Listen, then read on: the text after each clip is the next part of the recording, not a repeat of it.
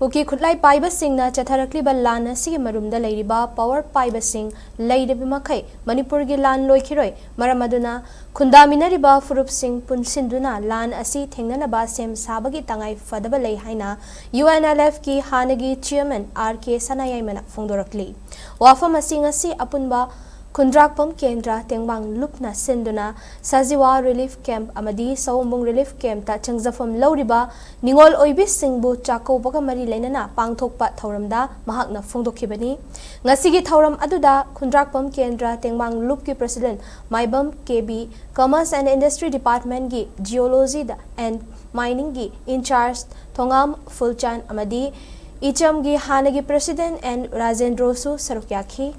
Thauramga Mari Lenana, RK Sanayaima Makataraduna, Chahi Ani Makai Faraklaba, Kuki Lai Paibasing Chatarakliba Lan Asi, Taraina Lofam Tokte, Makoina Satarakliba Lan Asi Loishinba, Naibagi Mahuta, Mija Miam, Tapna Halakigani, Kuki Lai Paibasing na Horakliba Lan Asigi Marumda, Kana Laibage, Haibasi, Aikopumna Makna, Kangnaraba Wafamni, Matam Amadadi, Nongchup Maikai Dagi, Changlakpa Mitop Miam Chas Singna, Lamdam Astigi Tongan ba Furup Singda Singna Rakibani, Adubo Hozikti, Myanmar Dagi Changlakpa Kuki Singna Ikogi, Saktamda Chauna Singna Bahorakli. Tanja Sida Manipur da Yelhou Dagi Kundaminaraklaba, Furup Sing Punshinduna, Amato in a Thengnabagi Mohota, Amaga, Kaibung,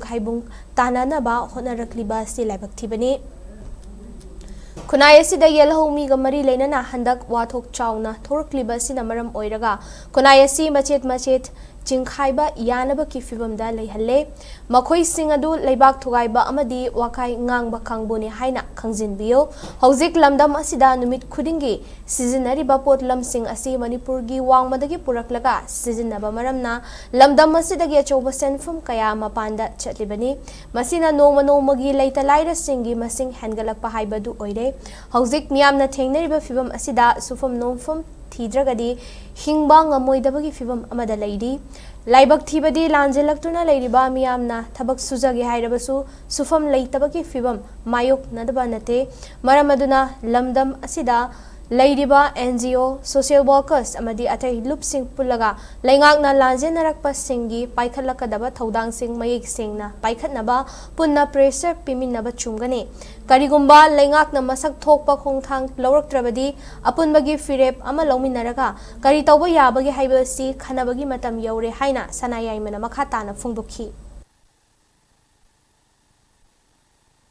Kuki Lang Harisi, Kanagala Noise, Manaway Kamera Vicus. Kuki Marunda Kanalepi, Kanamatin Pami, Hanadi, Lumpi Lapunito,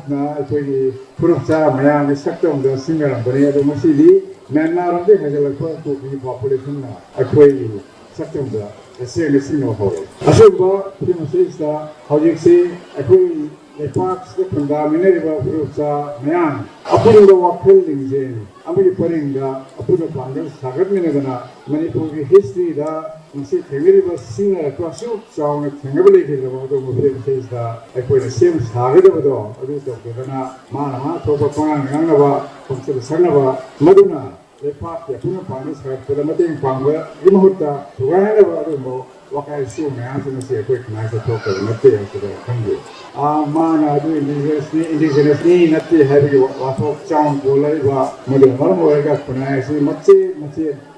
kind of laughing police, Masi, Perisa, and the Cambio, Masu, Waffle Singer, Putura pushing a dog, Madu, let pop to where the coming as an country.